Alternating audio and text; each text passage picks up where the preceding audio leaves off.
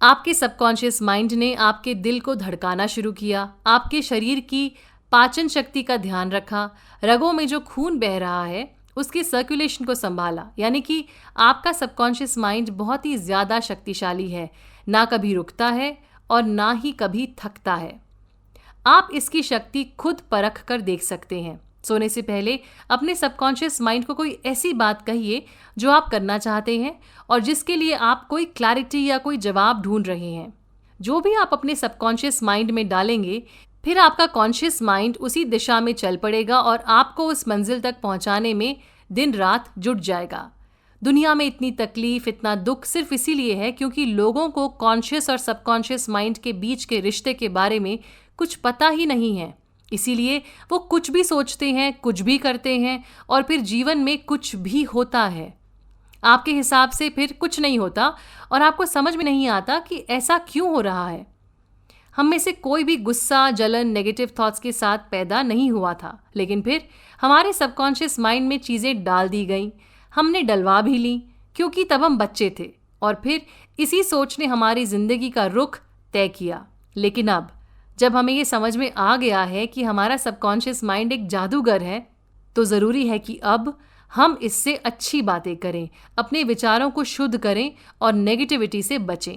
इस किताब के लेखक जोसेफ मर्फी को करीब 40 साल पहले कैंसर हुआ था और उन्होंने अपने सबकॉन्शियस माइंड की शक्ति से खुद को बिल्कुल ठीक कर दिया। जैसे हमारे सबकॉन्शियस माइंड ने हमारे शरीर को बनाया है, उसी तरह ये बीमारी को ठीक भी कर सकता है।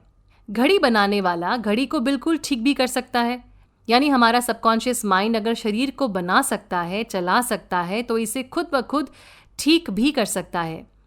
जोसेफ मर्फी ने प्रार्थना करनी शुरू की। इन्होंने अपने सबकॉन्शियस माइंड से कहा कि तुमने मुझे बनाया है, तुम ऊपर वाले का अंश हो, तुम मुझे बिल्कुल ठीक कर रहे हो, इसके लिए मैं तुम्हारा बहुत शुक्रगुजार हूँ।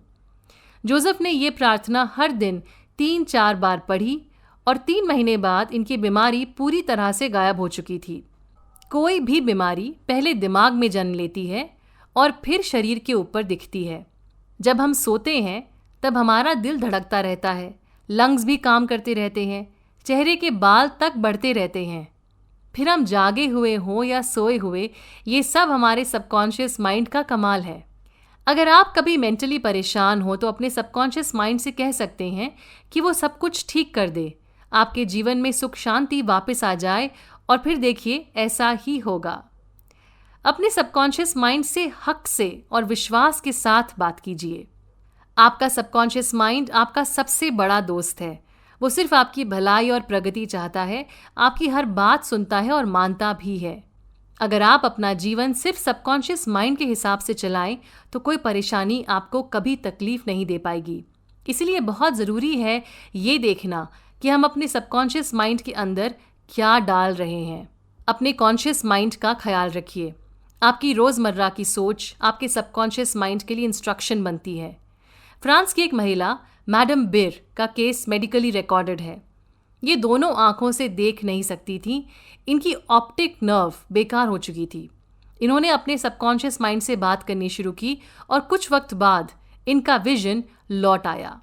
जब डॉक्टर्स ने आंखों को एग्जामिन किया तो उन्होंने पाया कि ऑप्टिक नर्व में अभी भी कोई जान नहीं थी, मगर मैडम बिर देख पा रही थी।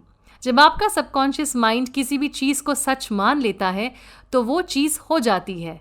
मैडम बिर ने काफ़ी जगह जाकर मन्नत भी मांगी थी, मगर उनकी आंखों को उनके सबकॉन्शियस माइंड ने ठीक किया क्योंकि उनका विश्वास पक्का था।